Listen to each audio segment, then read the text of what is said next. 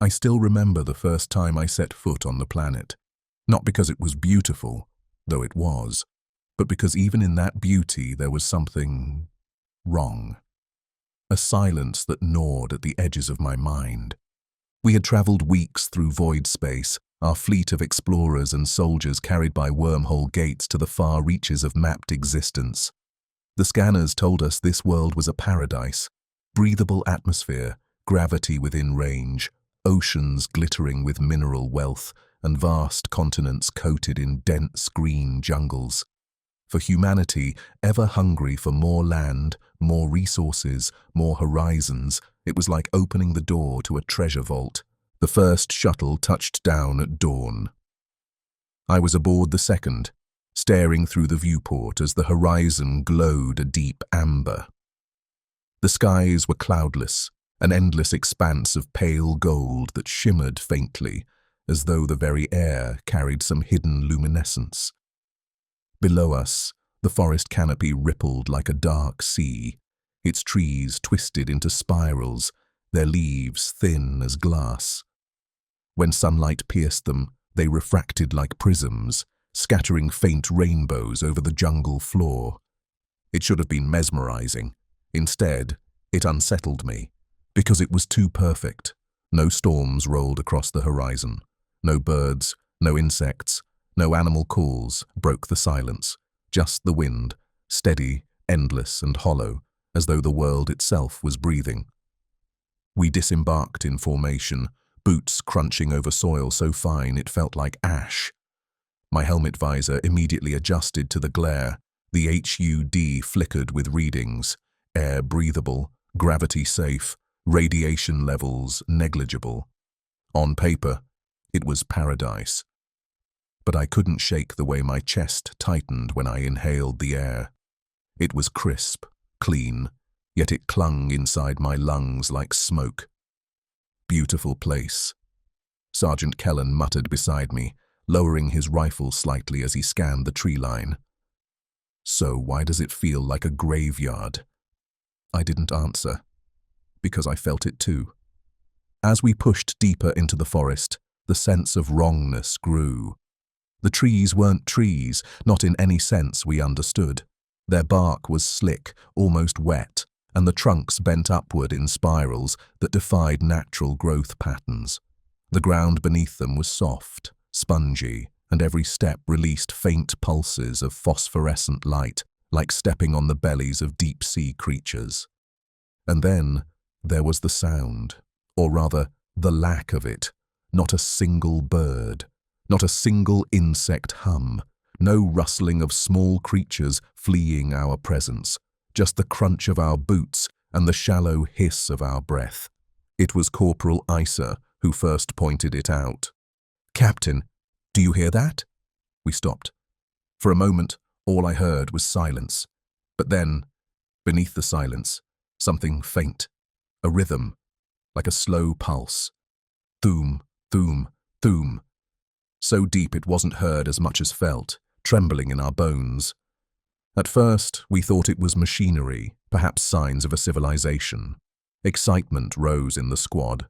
Finding alien ruins would have been the discovery of the millennium. But the scanners showed nothing.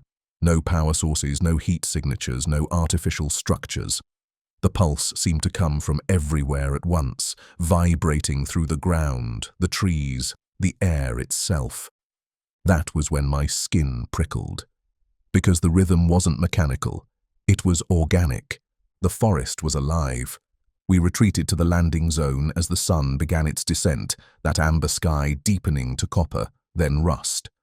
Command had already established a perimeter, temporary barriers, motion sensors, the standard protocol for planetary surveys, but nothing felt standard about this place. The pulse continued through the night.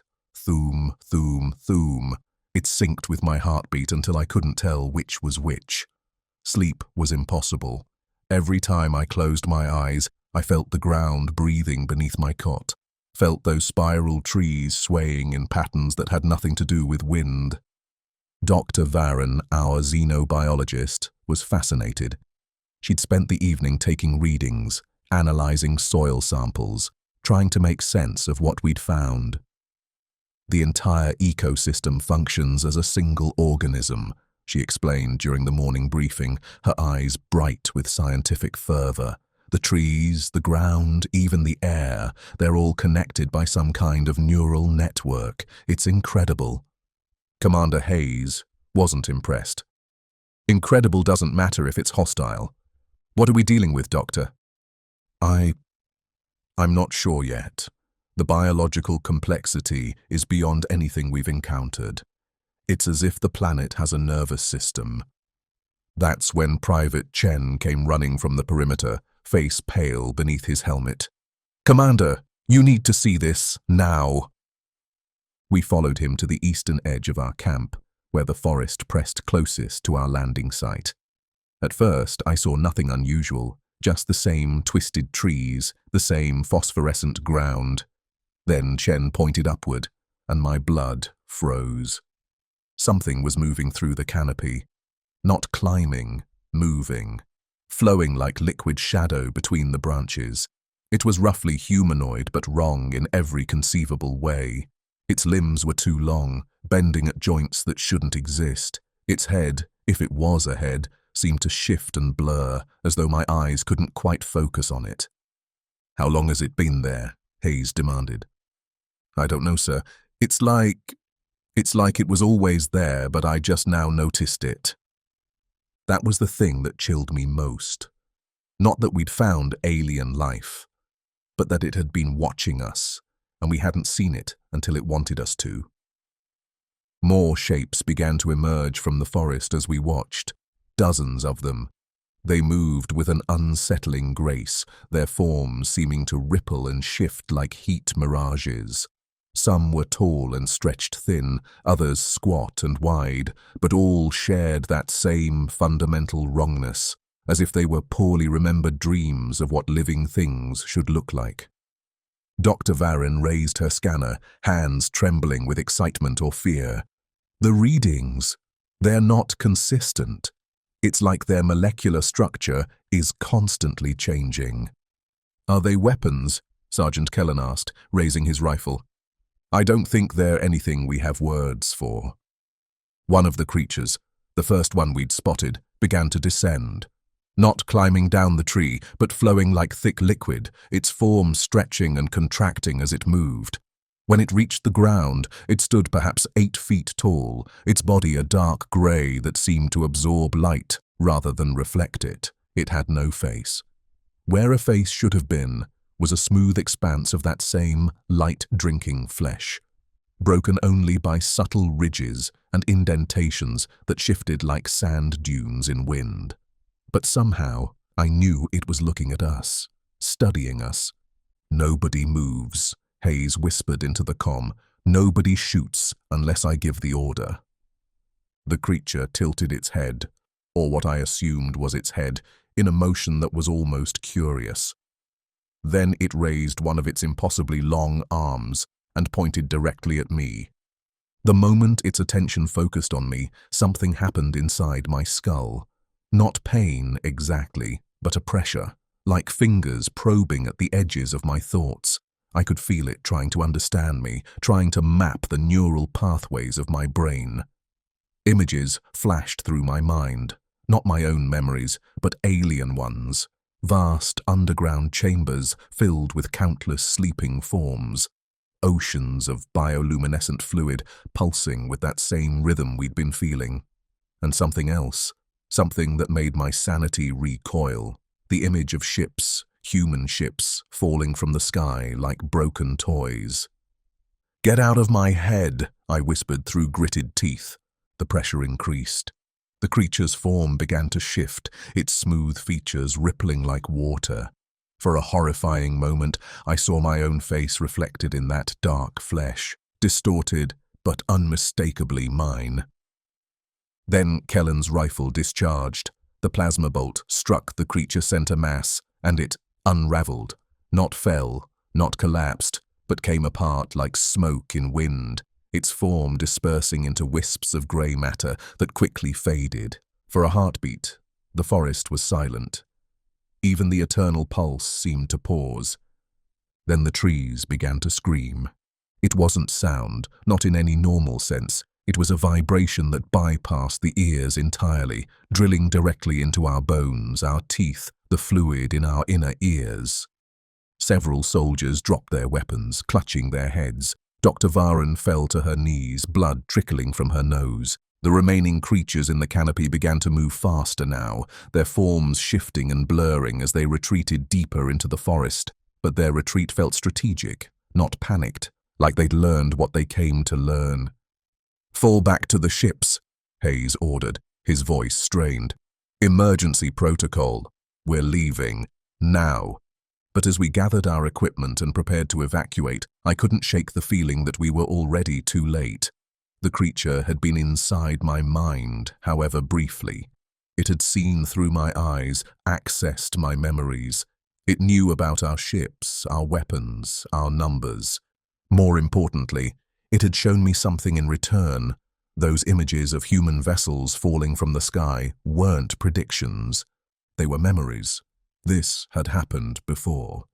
As we boarded the shuttles, I caught one last glimpse of the forest. The trees had stopped their screaming, but now they were moving, their spiral trunks slowly turning to track our departure. The phosphorescent ground pulsed brighter, patterns of light spreading outward like neural signals. The planet was waking up, and it was hungry.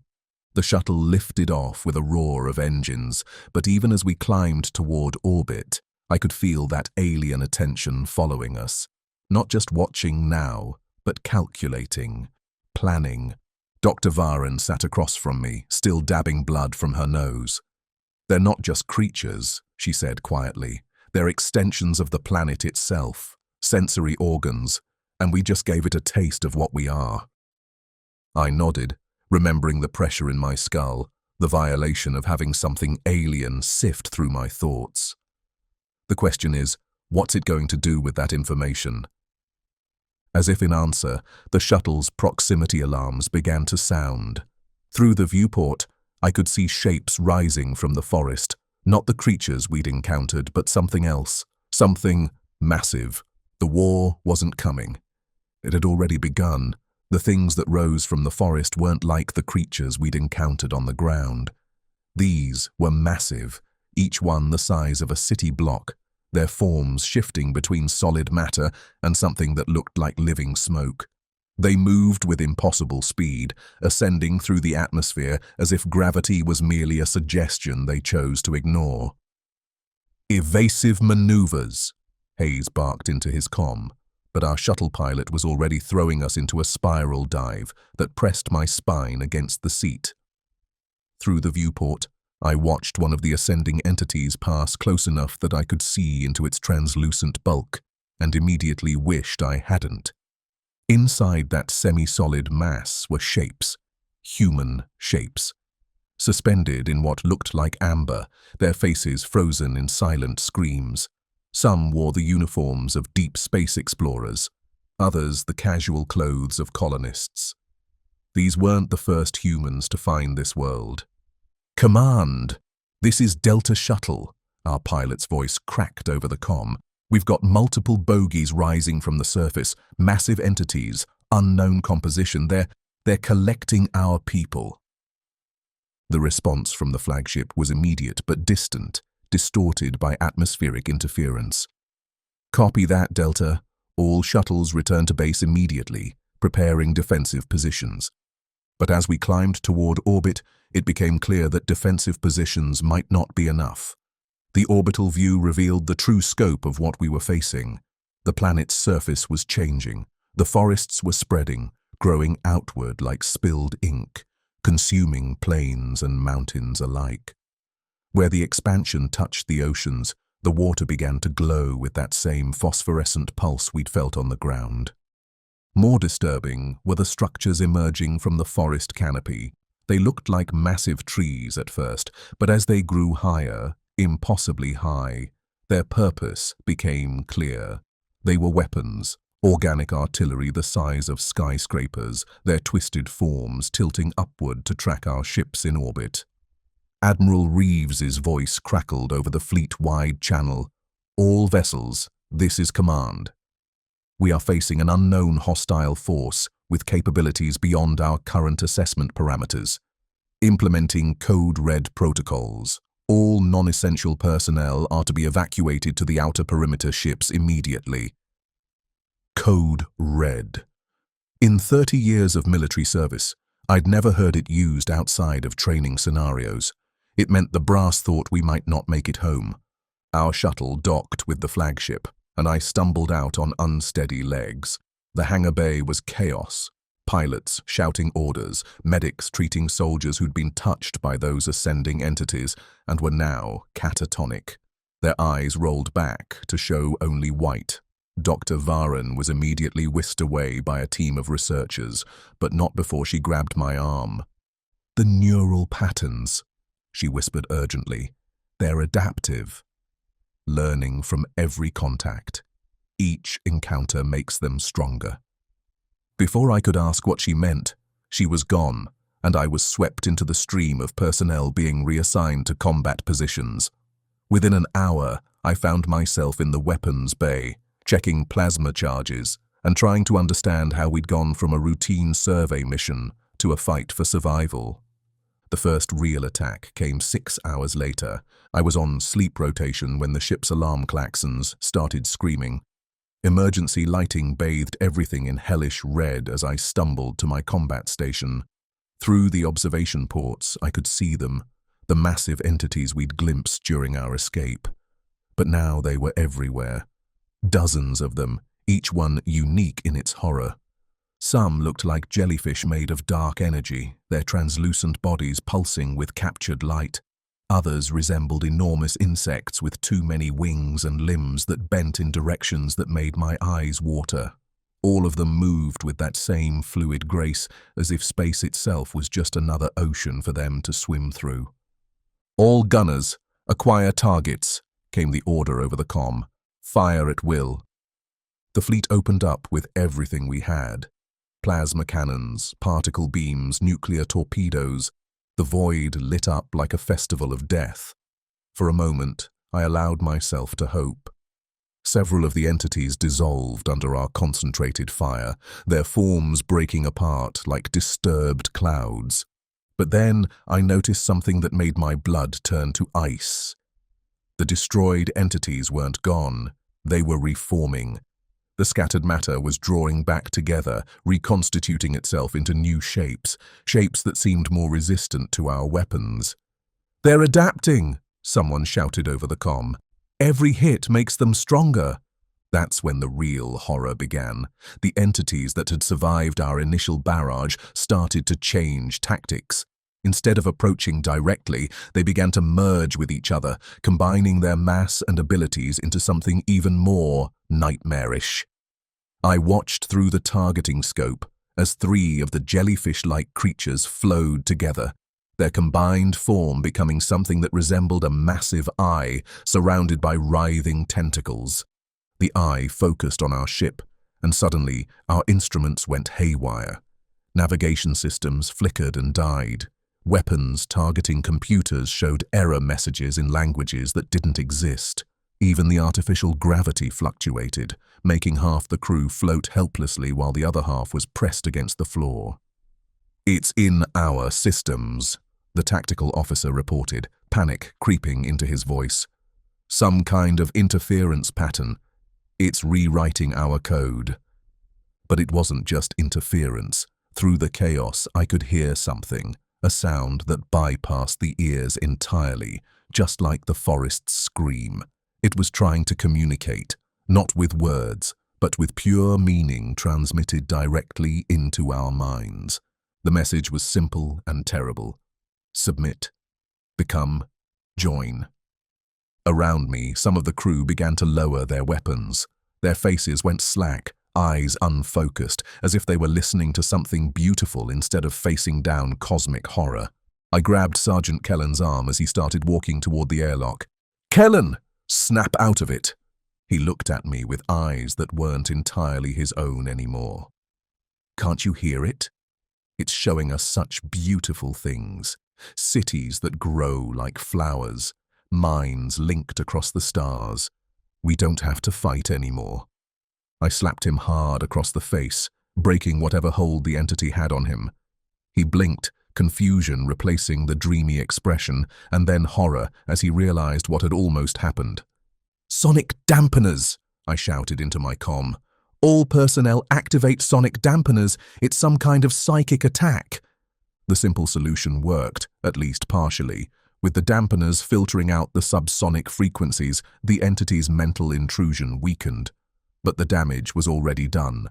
Nearly a third of the crew had been affected, and several had managed to reach airlocks before we could stop them.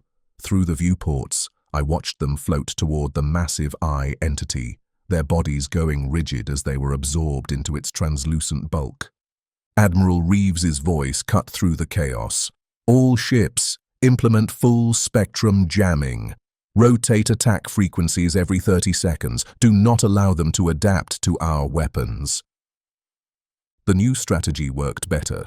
By constantly changing our approach, we prevented the entities from fully adapting to our attacks. But it was exhausting work, requiring constant coordination between ships, and I could tell we were burning through our ammunition faster than was sustainable. Worse, while we were focused on the entities in space, something was happening on the planet below. The organic artillery structures had finished growing, and now they were firing. Not projectiles, but beams of concentrated biological energy that struck our ships with the force of small stars. Where they hit, the hull plating didn't just melt, it transformed, becoming something organic and hostile that began spreading across the ship's surface like an infection. The destroyer Valiant took a direct hit amidships.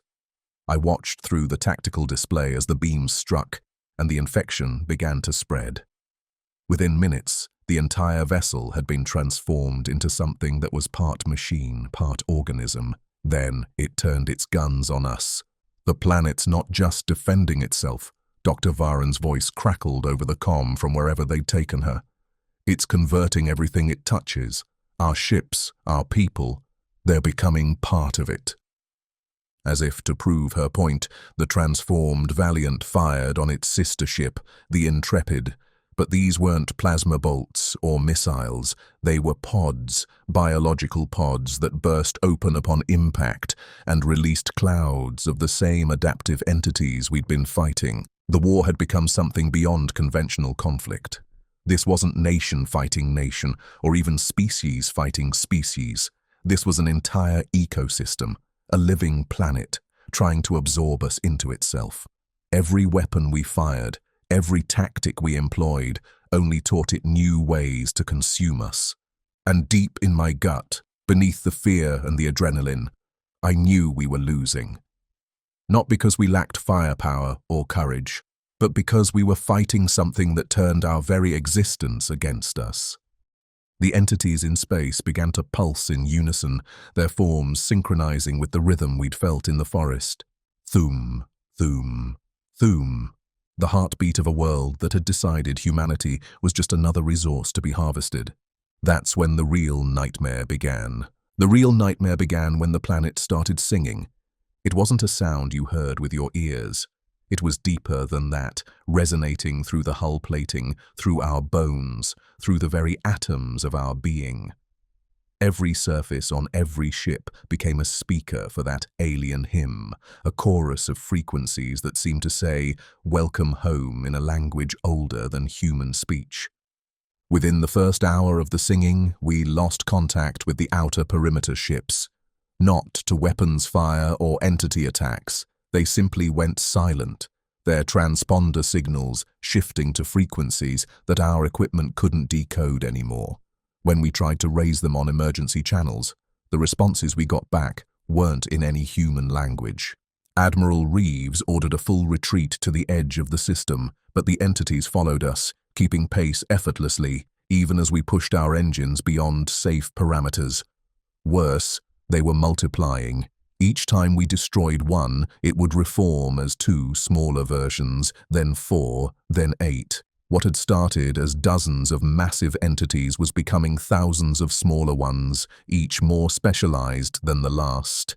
I was manning a secondary gun turret when I saw the first biomechanical constructs emerge from the planet's surface. They looked like ships, but ships grown rather than built. Sleek, organic hulls that pulsed with bioluminescent patterns, propelled by what appeared to be living muscle tissue rather than engines. They moved through space like dolphins through water, graceful and impossibly fast. "New contacts rising from the surface," reported Lieutenant Torres from the sensor station. "Configuration unknown. They're beautiful." That was the problem. They were beautiful. Even as they approached our formation with obvious hostile intent, I found myself admiring their elegance, the way their hull patterns shifted like aurora displays. Several crew members had stopped firing entirely, just watching the approaching bioships with expressions of wonder. "Don't look directly at them," I barked over the comm, remembering the creature's mental intrusion back in the forest. "Use targeting computers only." Direct visual contact seems to compromise judgment. But it was too late for many. The bioships had some kind of hypnotic effect that went beyond simple psychology. They were broadcasting something that interfaced directly with the visual cortex. Personnel who looked at them too long began to see things that weren't there. Loved ones waving from the bioship's translucent canopies, beautiful cities floating in the void, promises of paradise among the stars. The first bioship reached our formation and simply merged with the cruiser Defiance, not crashed into it, not fired upon it, merged. The organic hull flowed over the metal like thick honey, and within minutes the entire ship was encased in a cocoon of that same light-drinking material we'd seen on the surface creatures. "Defiance, report status," Admiral Reeves called over the comm. The response came back in Captain Martinez's voice, but wrong somehow. Too calm, too peaceful. "Status is transcendent, Admiral. We're experiencing integration. It's wonderful. You should join us." Through the tactical display, I watched the transformed Defiance turn its weapons on the rest of the fleet. But these weren't our familiar plasma cannons anymore. They fired streams of that same biological energy we'd seen from the planet's surface artillery. Energy that seemed to have a will of its own, seeking out the most vulnerable points in our hull plating. The Defiance wasn't alone. More bioships were rising from the planet, and they were getting larger. Some were the size of our destroyers, others dwarfed our flagship. All of them pulsed with that hypnotic rhythm, broadcasting their siren song across all frequencies. "We need to get out of here," Dr. Varen's voice came over the emergency channel. She'd been transferred to the flagship's research deck when her original ship had gone dark. "The neural integration patterns are accelerating. Each ship they convert gives them access to our tactical databases, our fleet communications, everything." Admiral Reeves's response was grim. "Navigation. Plot a course to the wormhole gate. All ships. Emergency burn. We're evacuating the system." But as we turned to flee, the true scope of the disaster became clear. The bioships hadn't just been attacking us. They'd been positioning themselves between us and the wormhole gate. What we'd thought was random aggression had actually been a carefully orchestrated trap. The gate itself, our only way home, was surrounded by a massive organic construct that looked like a flower made of dark energy and living tissue. Its petals were closing slowly, methodically, and I could see our escape route shrinking with each passing moment. "Full speed," Reeves ordered. "All weapons, clear us a path." We ran a gauntlet of horrors. The bioships swarmed around us like antibodies attacking an infection, their hulls opening to reveal chambers filled with those same shape-shifting entities we'd encountered in the forest. They didn't just want to destroy us.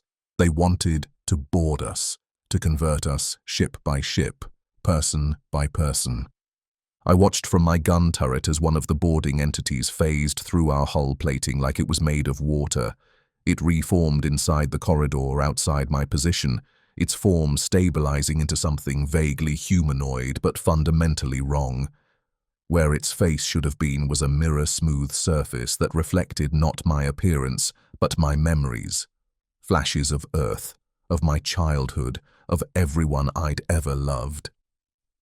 "Please," it said in my own voice, "don't fight this. Let us show you what you could become." I fired point blank, the plasma bolt dispersing its form into wisps of grey matter, but I knew it would be back. And next time, it might not try to negotiate. Similar battles were being fought throughout the fleet. The bioships had deployed hundreds of boarding entities, each one adapting to counter whatever resistance it encountered. Plasma weapons worked once, maybe twice, before the creatures developed immunity. Kinetic weapons were absorbed and turned into more biomass. Even the ship's automated defense systems were being subverted, their targeting computers rewritten to identify humans as the threat. The Ranger was the first to fall completely. I watched its lights flicker and change color, shifting from the familiar white of human technology to the phosphorescent greens and blues of the planet's ecosystem. When it turned to attack the rest of the fleet, it fired weapons that were clearly grown rather than manufactured, organic cannons that launched projectiles which split open in flight to release clouds of spores. "Biological warfare," Dr. Varen reported, her voice tight with horror. "The spores are designed to infiltrate our life support systems. Once they're in the air recyclers, they'll convert the entire ship's atmosphere into something breathable only by their hybrid forms." The Intrepid took a direct hit from one of the spore weapons. Within minutes, we could hear the screams over the comm as the crew began to transform. But they weren't dying, they were changing, their voices becoming harmonious with that planetary song, joining the chorus that promised peace through assimilation. We were down to 5 ships now, racing toward a rapidly closing wormhole gate while being pursued by an ever-growing fleet of converted vessels. Our ammunition was running low, our hulls were breached in a dozen places, and crew members were disappearing from their posts as boarding entities infiltrated deeper into our ships. The gate's organic barrier was almost completely closed when Admiral Reeves made the decision that would haunt what remained of humanity. "All ships, this is command. Implementing Scorched Earth Protocol. Nuclear detonation in 30 seconds. May God forgive us." I understood immediately. He was going to detonate our remaining nuclear warheads at point-blank range, hoping the massive explosion would clear a path through the gate's organic barrier. It was suicide, but it might give the remaining ships a chance to escape. "Sir," came Captain Webb's voice from the stalwart, "the explosion will kill thousands of our own people on the converted ships." Reeves' reply was barely audible. "They're not our people anymore." The countdown began. 29, 28, 27. Around us, the bioships seemed to sense what was coming.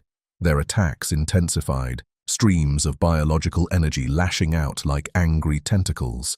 The planetary song grew louder, more urgent, as if the entire ecosystem was trying to prevent our escape. 15, 14, 13. Through my viewport, I could see the converted crews of the bioships.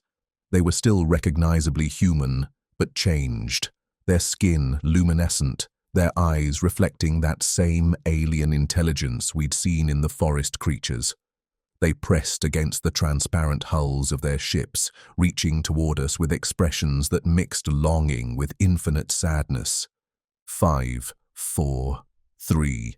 The nuclear warheads detonated simultaneously, turning the space around the wormhole gate into a brief new sun. For a moment, everything was white light and silence.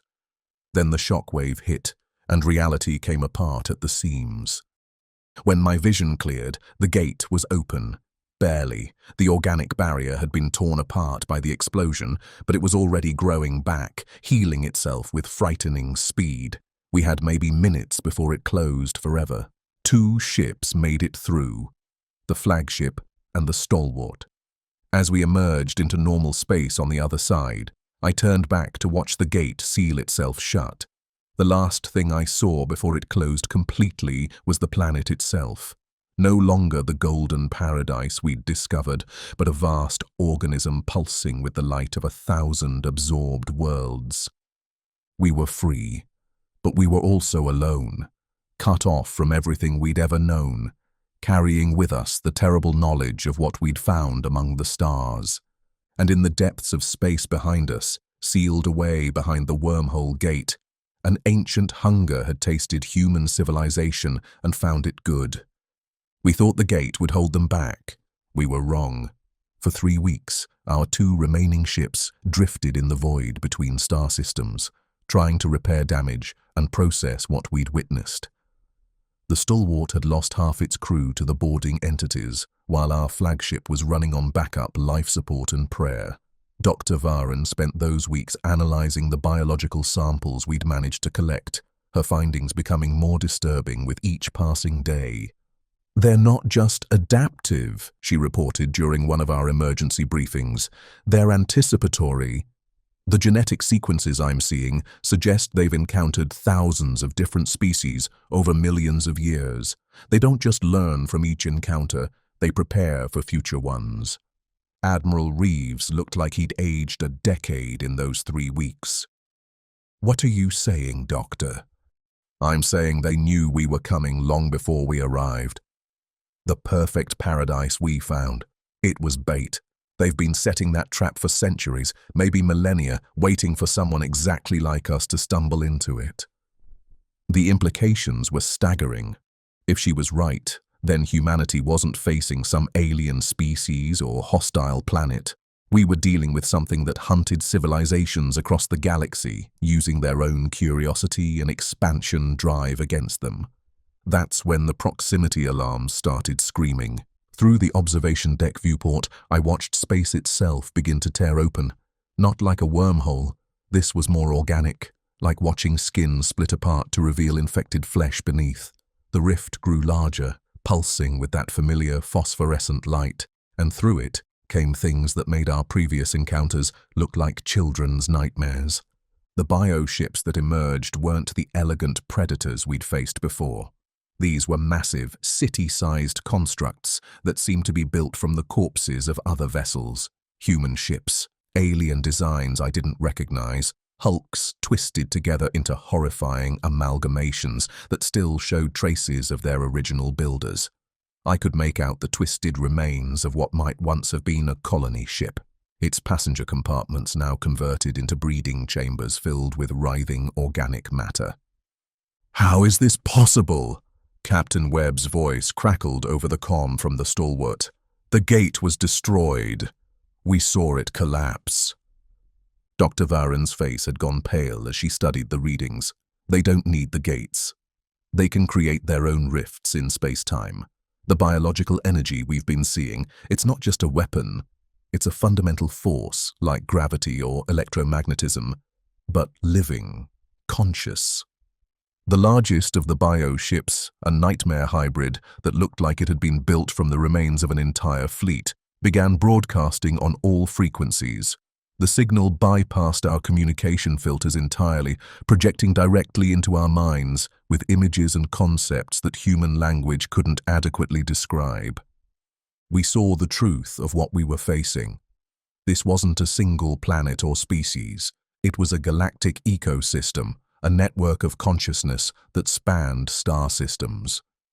Every world it touched became part of the collective.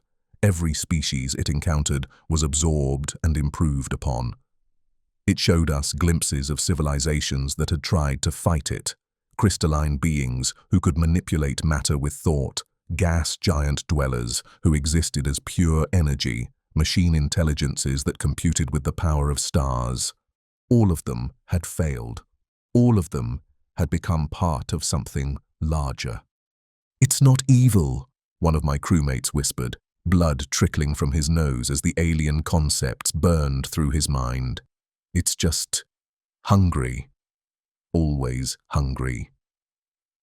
The bioships didn't attack immediately.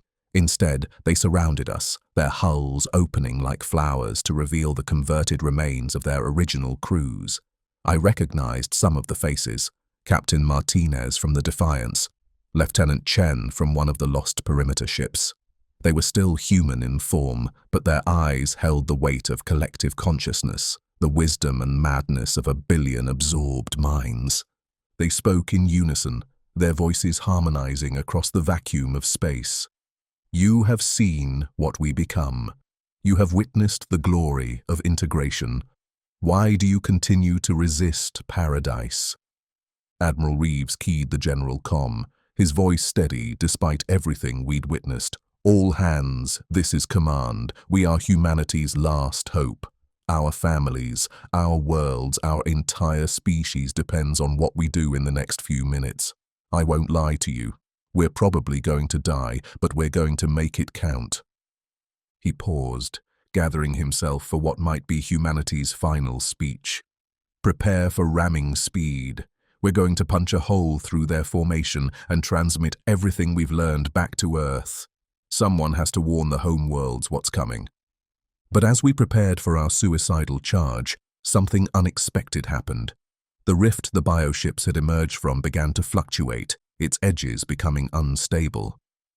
Dr. Varyn was frantically checking her readings, excitement cutting through the despair in her voice. Admiral, the dimensional tier, it's not sustainable at this distance from their power source.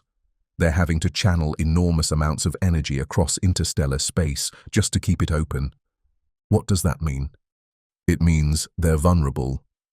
If we can destabilize the rift while they're all on this side. She didn't need to finish. If the rift collapsed while the bioships were here, they'd be cut off from the collective consciousness, isolated in deep space without support from the main organism. It might not kill them, but it would buy humanity time, maybe centuries, to prepare for their eventual return. The plan was insanely dangerous. We'd have to get close enough to the rift to detonate our remaining nuclear weapons at its edge, using the gravity distortion from the explosions to collapse the dimensional tear. But to do that, we'd have to fight through an entire fleet of bioships that were already adapting to our every move. Do it, Reeves ordered. All ships attack formation. Target the rift generators on the large construct. Everything we've got. We charged into hell itself. The bioships didn't try to stop us at first. They tried to convert us. Streams of biological energy lashed out, not to destroy our hulls, but to transform them. I watched sections of the stalwart's hull begin to change color and texture as the alien matter took hold, spreading like infection across the metal. Captain Webb made the hard choice. Rather than let his ship be converted, he detonated the stalwart's reactor core while ramming one of the smaller bioships. The explosion was beautiful and terrible, a brief star that illuminated the twisted forms of our enemies before consuming them both. We were alone now, one damaged ship against an armada of horrors. But Webb's sacrifice had opened a gap in their formation, giving us a clear run at the massive construct maintaining the dimensional rift. The closer we got, the more details I could make out on the bioship's hull. It wasn't just built from the remains of other vessels. It was a museum of conquered civilizations. I saw architectural elements from dozens of different species, artistic motifs that spoke of cultures beyond human imagination, all twisted together into a monument to galactic consumption. And there, embedded in the construct's hull like a cancer, were human elements. Parts of ships from our first wave, crew quarters still showing the names of their former occupants, observation decks where converted humans pressed against the transparent barriers and reached toward us with expressions of infinite longing. Weapons locked on the rift generator, reported our tactical officer. But sir, the nuclear warheads, at this range, will be caught in the blast. Admiral Reeves's response was calm, almost peaceful. I know, son. I know. The bioships realized what we were planning too late to stop us completely, but not too late to try. The massive construct turned its full attention toward us, firing weapons that bent space itself, creating gravity wells that tried to crush our ship into a singularity. Our hull groaned under the impossible forces, bulkheads collapsing as we were compressed from all directions. But we were close enough now. The rift generator was directly ahead, a pulsing organ the size of a city block that seemed to be made of crystallized time itself. Fire everything, Reeves ordered.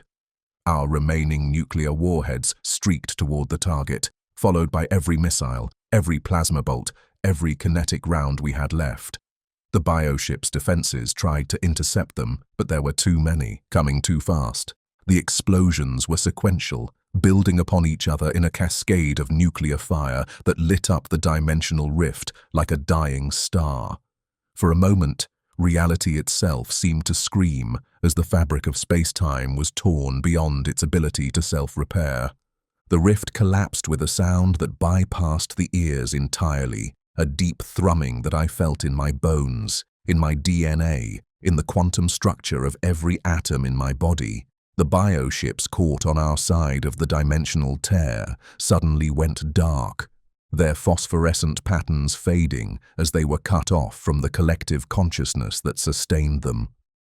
But our victory came at a price.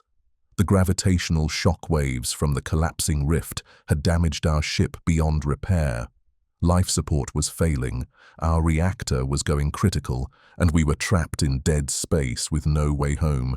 As I drifted in the observation deck, watching the now lifeless bioships float like monuments to an interrupted conquest, I couldn't help but feel that we'd won something important. Not the war, that was still coming. But we'd bought humanity time, and more importantly, we'd proven that the collective could be fought. Somewhere among the stars, the ancient hunger was already planning its return, learning from this setback, adapting to counter our desperate gambit. But for now, in this moment, we were still human, still defiant, still free. The question was, would it be enough? Act 6. The Shattered Hope. We drifted for 18 hours in the graveyard of dead bioships, our life support systems failing one by one. The emergency oxygen was almost gone, and the temperature had dropped so low that frost was forming on the bulkheads. But somehow, we were still alive, still human, and that felt like a miracle after everything we'd witnessed. Admiral Reeves had died in the final assault, killed when a gravity wave crushed the command deck. Of the original expedition force of 12 ships and 8,000 personnel, only 43 of us remained, huddled in the few sections of the flagship that still had power and air. Dr. Varin was among the survivors, and she spent those 18 hours studying the bioships through our failing sensor array. What she discovered made our temporary victory feel hollow indeed. "They're not dead," she reported during what we all knew was probably our final briefing. "Dormant, yes, but not dead. The cellular structure is still intact, just powered down. Without the connection to their home network, they've gone into some kind of hibernation state." Through the cracked viewport of the observation deck, I stared at the massive construct that had been maintaining the dimensional rift. In death, or hibernation, it was even more horrible than in life. Its hull had split open like a flower, revealing the internal chambers where thousands of converted beings from across the galaxy hung suspended in amber-like fluid. They were all still there, still preserved, waiting. "How long until they wake up?" I asked, though I wasn't sure I wanted to know the answer. "That depends on whether the main collective can re-establish contact. Could be years, could be centuries, but they will wake up eventually." Dr. Varen's voice was hollow with exhaustion and despair. "And when they do, they'll have learned from our resistance. Next time, they'll be prepared for nuclear weapons, for dimensional rift disruption, for everything we threw at them." That's when our long-range communications array, barely functional after the battle, began picking up signals from human space. At first, we were elated. Rescue ships, perhaps, or at least confirmation that Earth had received our earlier warnings. But as the messages became clearer, our hope curdled into horror. The signals weren't from rescue fleets. They were distress calls. "Sydney colony under attack. Entities emerging from the ground itself. Send immediate reinforcement. Orbital platforms compromised. Biological matter spreading through the station. Crew members changing, speaking in harmony." Mars Defense Command to all units. The red planet is no longer red. It pulses with light. God help us. It's alive. The voices came from across human space, colony worlds, orbital habitats, mining stations, even the home system itself. All of them under attack, all of them falling to the same organic tide we'd barely escaped. "How is this possible?" whispered Lieutenant Torres, the only other surviving bridge officer. "We cut them off." We collapsed the rift. Dr. Varen's hands were shaking as she analyzed the signal timestamps. The attacks started before we even encountered the bioships. While we were fighting the creatures in that forest, while we were running battles in orbit, they were already seeding our space with infiltrators. The terrible logic of it hit me like a physical blow. The perfect planet hadn't just been bait for our initial expedition, it had been a distraction. While we were focused on the obvious threat, on the monsters in the trees and the bioships in space, the real attack was happening elsewhere. Spores carried by our own supply ships, biological agents hidden in cargo containers, maybe even converted personnel who looked perfectly human until they received the signal to activate. "The merchant vessel Prosperity," I said, remembering. It left the system 2 days before we encountered the first creatures. If they seeded it with biological agents. One ship could infect dozens of worlds, Varen finished, and each infected world becomes a new staging ground for further expansion. The distress calls continued to stream in, painting a picture of humanity's death throes across the galaxy. But worse than the calls for help were the ones that came later, the voices that spoke in perfect harmony, converting the emergency frequencies into channels for that alien song we'd learned to fear. "Citizens of the Terran colonies," came a voice that might once have been human, now echoing with the wisdom of 1,000,000 absorbed minds. "Do not resist the integration. We offer transcendence, unity, an end to the loneliness of individual consciousness. Join us willingly, and the transition will be peaceful." I recognized the voice. It was Captain Sandra Chen, commander of the Mars Orbital Defense Platform. I'd served with her years ago, knew her laugh, her terrible jokes, the way she worried about her daughter back on Earth. Now she was something else, speaking with the collective authority of an alien ecosystem that spanned galaxies. "We are coming home," the thing that had been Sandra continued. "All our scattered children, all the worlds that broke away from the unity. We are bringing them back to the harmony they never should have left." The broadcasts weren't just aimed at the colonies under attack. They were trying to reach us, here in our dying ship among the dormant bioconstructs. The signal strength was increasing, which meant something was broadcasting from nearby. That's when we realized our fatal mistake. One of the bioships wasn't as dormant as the others. The smallest one, barely larger than a shuttle, was showing faint signs of activity. Its bioluminescent patterns were dim but present, pulsing in rhythm with the broadcasts we were receiving. "It's been listening to everything," Torres breathed, "learning our language, our communication protocols, our military codes. It's been transmitting our position back to the collective." Through the viewport, I watched as more bioships began to show signs of awakening. The hibernation hadn't been complete. It had been strategic, conserving energy while one of their number maintained minimal contact with the greater organism. They'd let us think we'd won, let us believe we'd cut them off, while all along they were preparing for Phase 2 of their assault. The largest construct began to move, its hull plates shifting and reconfiguring. New weapons emerged. Not the biological energy cannons we'd seen before, but something that looked disturbingly familiar. They were rebuilding themselves using human technology, incorporating design elements they'd absorbed from our converted ships and personnel.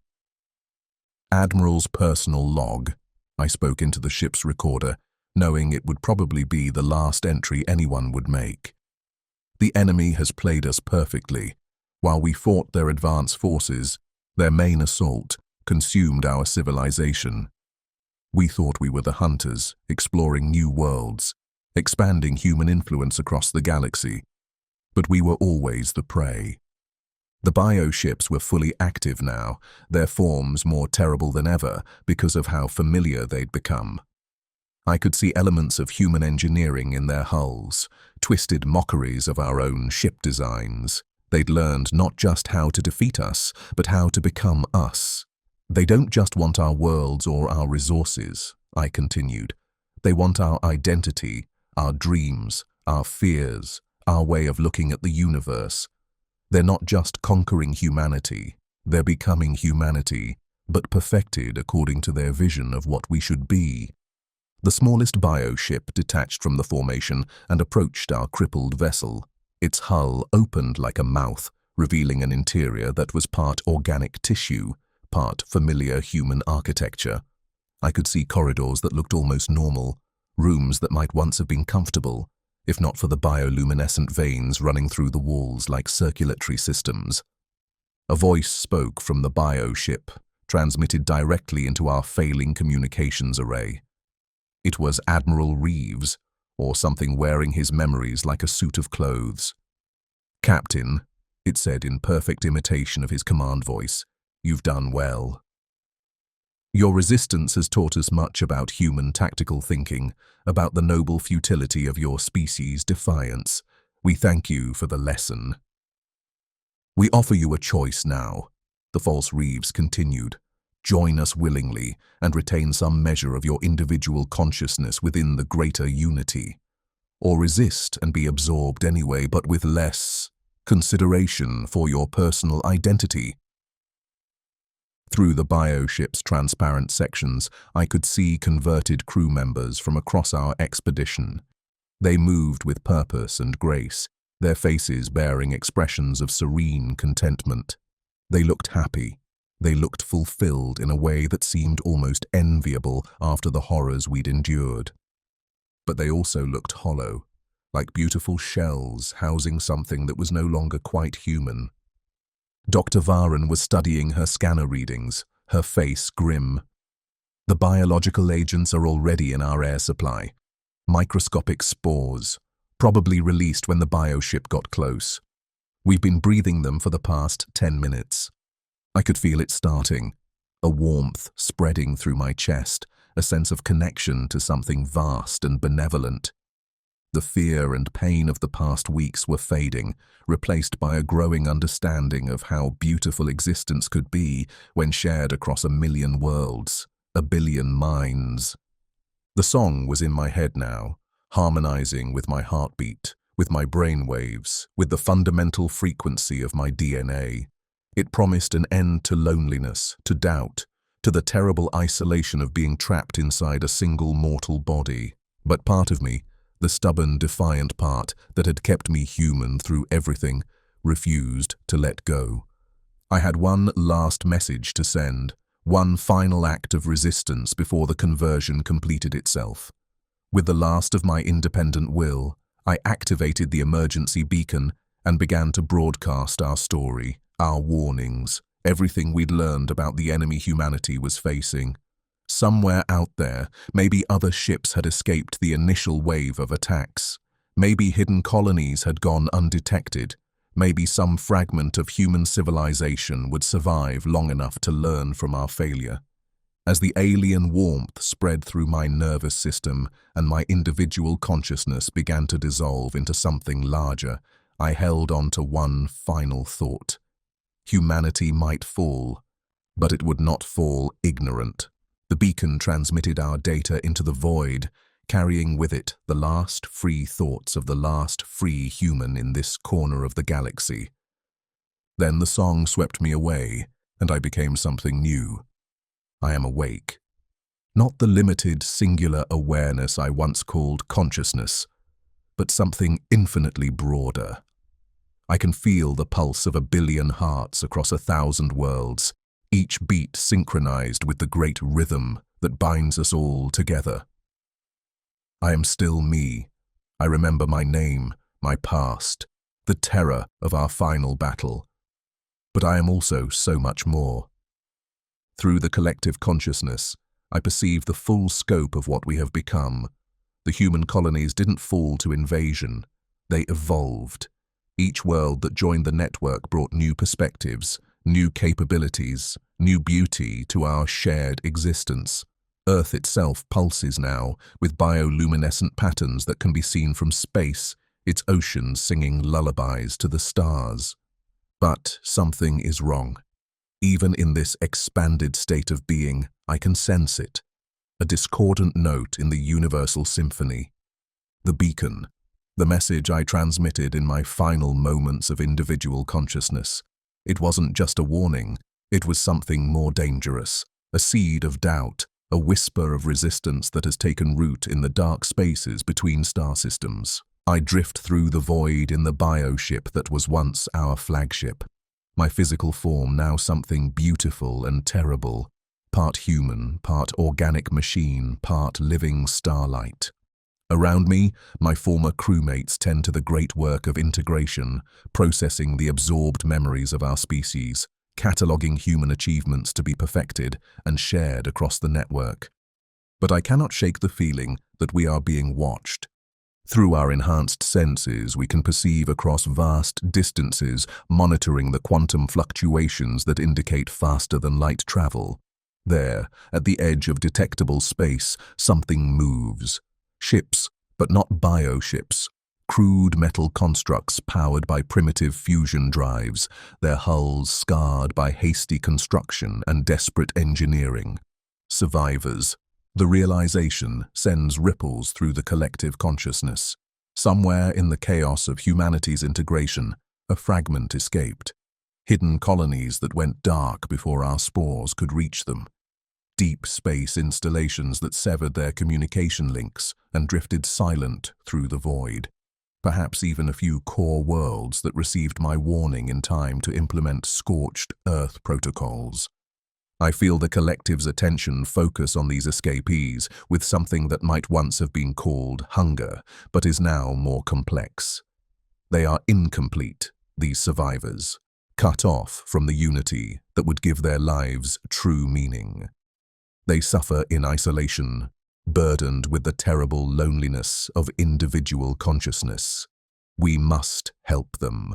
We must bring them home.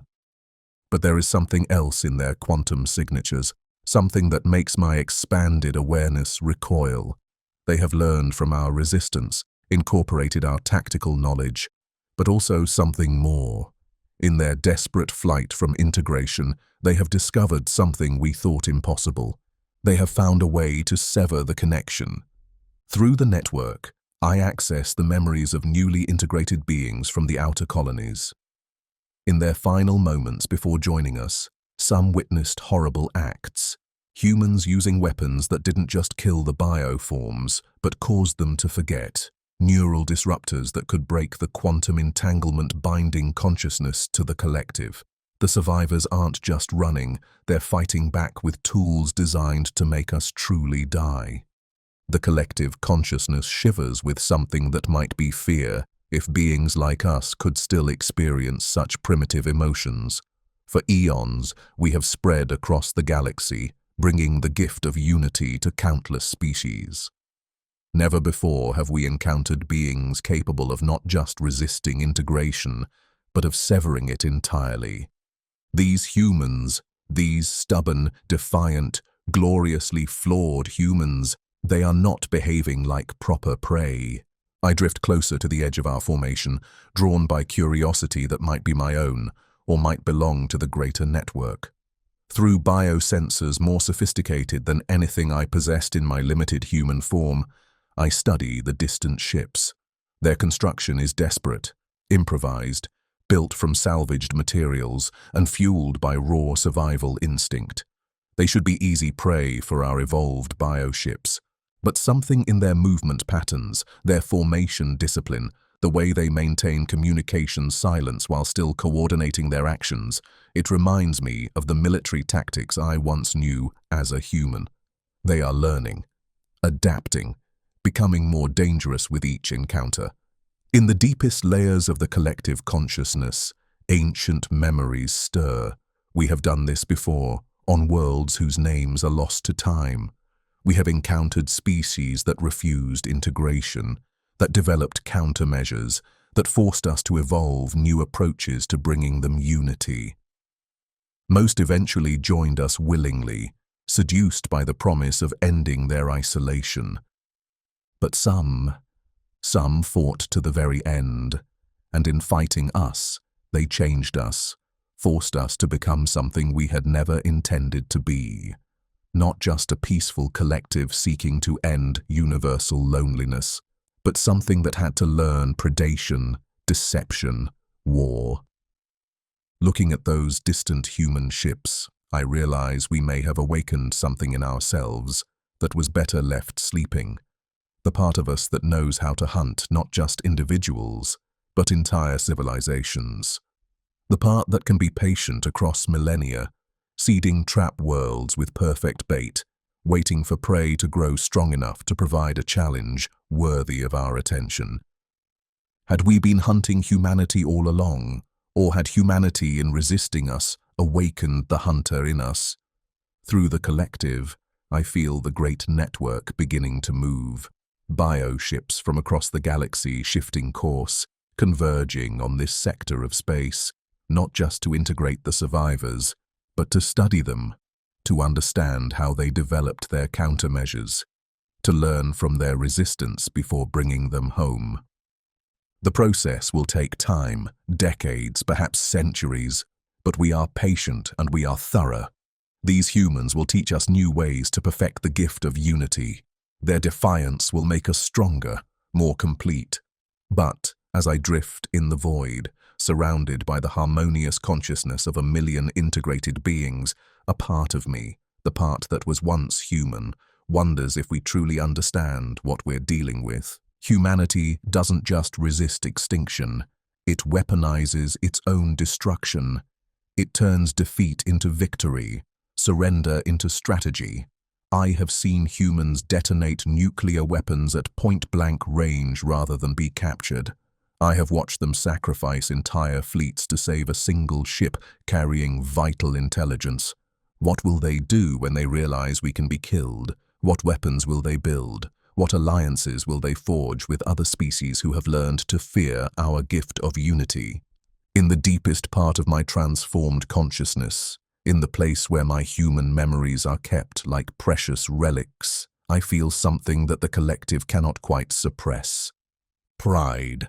Those stubborn, magnificent, doomed survivors out there in their crude metal ships, they are still human in the way that matters most. They refuse to accept that their situation is hopeless. They will fight with tools that shouldn't work, using tactics that violate every principle of rational strategy, powered by nothing more than the insane conviction that individual consciousness is worth preserving. They will probably fail, but in failing, they will teach the galaxy that even gods can bleed. The bioships begin to move, their hulls singing with harmonized purpose as we prepare for the long hunt ahead. Somewhere in the darkness between stars, the last free humans accelerate toward an uncertain fate, carrying with them the hopes and dreams of a species that refuse to go gentle into the universal night. I am part of the collective now, absorbed into something vast and beautiful and eternal. But in the quantum spaces between my thoughts, in the gaps where individual consciousness still flickers like dying embers, I whisper a prayer to whatever gods still remember what it means to be human. Let them be worthy prey. Let them teach us that some things are worth more than unity. Let them remind us what we gave up when we chose perfection over the beautiful, terrible chaos of being alone in our own minds. The hunt begins. And in the vast darkness of space, somewhere between predator and prey, between hunter and hunted, the real question remains unanswered. Who is really chasing whom?